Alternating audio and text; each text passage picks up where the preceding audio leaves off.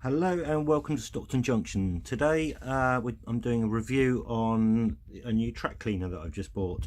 This is the Sharge, S-H-A-R-G-E track cleaner. I hope I pronounced that right. It comes from Sharge UK. There's the details on the website if you're interested in purchasing one of these. Very good price compared to the CMX cleaner. So what do you get when you purchase it? Right, first of all, you've got the cleaner itself. Comes with instruction sheet, which is here, little screwdriver, which is really handy, so little flathead screwdriver which you'll need, also a syringe and a whole pack of extra padding for the track pads. So first impressions on the Loco. Well, I was, when I bought it, thinking it was going to be a lot bigger, but only because after watching a previous YouTube video, the person that put the video up bought one of the older models, and it actually sits much higher than a standard Bachmann Class 37. They were complaining that it didn't go under tunnels, etc., because of that issue. So I was a bit concerned about buying this product because of the height issue. But I've purchased it, and they've remodeled it. It's a newer design. It's not so tall. The old one sat up literally up here. So first impressions, it's very well made. That's the pad. You have a valve on the top there for adjusting the flow, filler on the end. The bogies are well made, definitely sturdy construction. The livery, not so keen on, but if that's the only complaint that I've got, then really that's nothing. I actually plan to repaint this into like a permanent wagon anyway. They do them in multiple colours. I think I saw blue and black, and there's others as well, I believe. But construction wise, very good. Weight, pretty heavy. Not as heavy as I believe the CMX is, but it is heavy enough to do the job, that's for sure. But definitely very, very well made. Comes with standard couplings which are screwed on there. Oh, sorry, focus won't come in now. If I had to make any complaints about the design of it at all, it would only be these bogie ends. I would have liked the ends to maybe come a bit further, to sit here to hide these wheels a bit better, so it could be utilised as part of a layout rather than looking like a track cleaner. But other than that, I mean, really that is nothing. It's very good looking, seems to work very well so far. I'm going to give you a little test run in a second. I will show you now. So here's my class 50.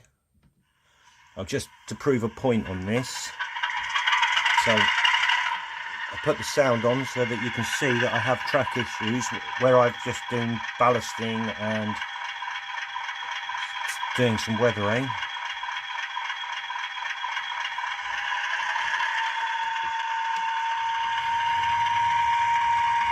And along she goes.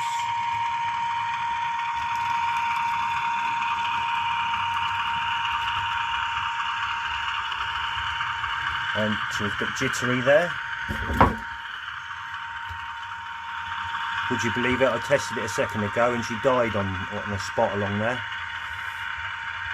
But she's running along there, not too bad. Typical. I've done that now. Oh, there you go. She's just died. I don't know if that's the point.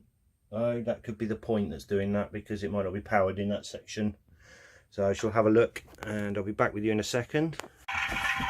Right, so I'm back now.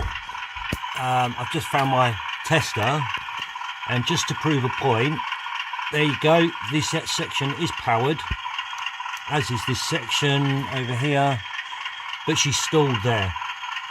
So we shall run the track cleaner up and down this section and see what difference it can make. So first things first, what we need to do, and I shall do this off camera because I don't have a tripod or anything yet. I've got one on order, it should be hopefully arriving in the next day or two. I need to unscrew this and fill it with the syringe, so I have to need two hands because it has to be held up on end, and then I'll come back to you. Just a quick one, it does state in the instructions, but only use 70% isopropyl alcohol. Do not use a higher percentage alcohol. It will melt plastic, which means any items you have on your track work, even sleepers, it could melt them. It will take paint off. So do not use anything higher than 70%. I'll be back with you in a minute again, once I've filled the cleaner up, and then I can show you it running, and the next stage. Right, I've now filled the tank up. It says to not use more than 10 mil, so that's fine. I only added about 5 mil because I've already put some in here already. I have my loco running back down this way, and guess what? It stalled at the point where I said it stalled before. So there's another very dirty patch there. See? So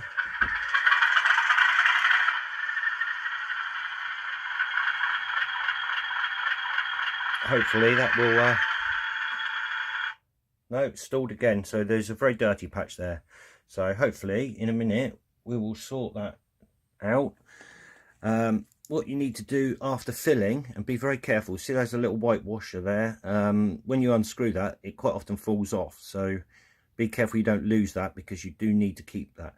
Once you've filled it, do not fully tighten this, so you leave it open a slight bit, and then you need to undo this valve until you see liquid slowly dripping from there down into the pad section, and you shall do that, get it set up on the track, and then I'll be back with you.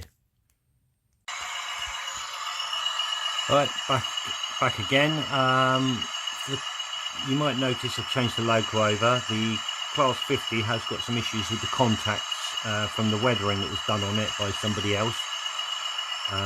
So I've changed the loco over for now for something a bit more better running, just to give it a fair review of the cleaner. And so we shall set this going.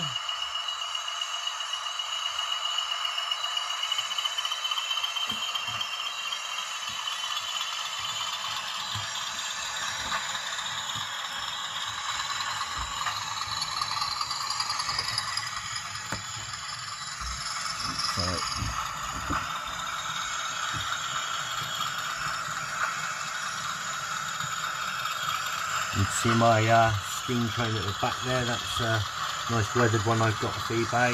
That back line there is just going to be purely for decommissioned vehicles, etc. Or rolling stock. And so far it's running alright.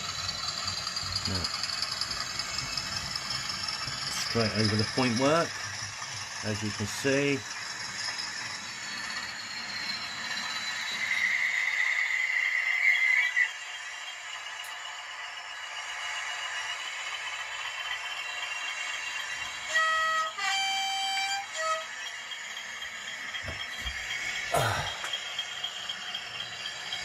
One of my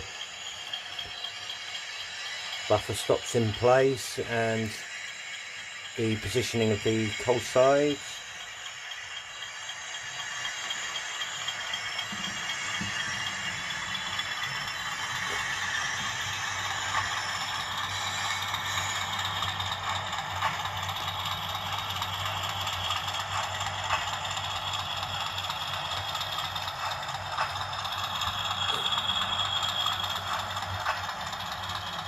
can see it has no problems with that. There are 2 screws which you can see the side of the centre that you adjust if need be to make sure the pad is really sticking to the floor, or to the rails should I say. If there isn't any friction when you move it along, then obviously it's not quite touching it well, so you do need to adjust them if need be.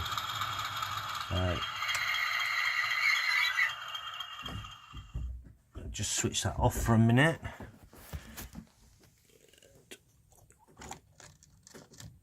Lift this off carefully. I think I had the valve open just a slight little bit too much. Definitely a little bit too much, but you can see the grooves there where the cleaner has been working. Yes, I had the valve open a little bit too much. It's not a big problem. They needed a very good clean anyway, so, and as you saw, it ran perfectly. So my review on this track cleaner, so overall aesthetics 9 out of 10, but for ease of use and for actually track cleaning, 10 out of 10. So absolutely brilliant, worth every single penny. And I think I can't remember the exact price I paid for it, but it was around £80 something, around that. So if you're looking for a track cleaner, it's definitely the one to go for. Much better than using one of these, especially when you've got scenery items and you don't want to damage them. And it's smaller than CMX, so not going to be an issue with tunnels, bridges, etc. It obviously sits lower than the Loco. It would have been a little nicer if it sat flush, but it's not a big deal. So that's my review on the Sharge UK track cleaner. And just again, for anyone, there is the details if you want to go on their website or phone them up to order one. So I would say that the website was very easy to use. No problems ordering it. Ordered it, arrived 2 days later, so, or 3 days I think it was, because it was over a weekend. So very happy with the item. Thank you Sharge UK for such a great item. Thank you.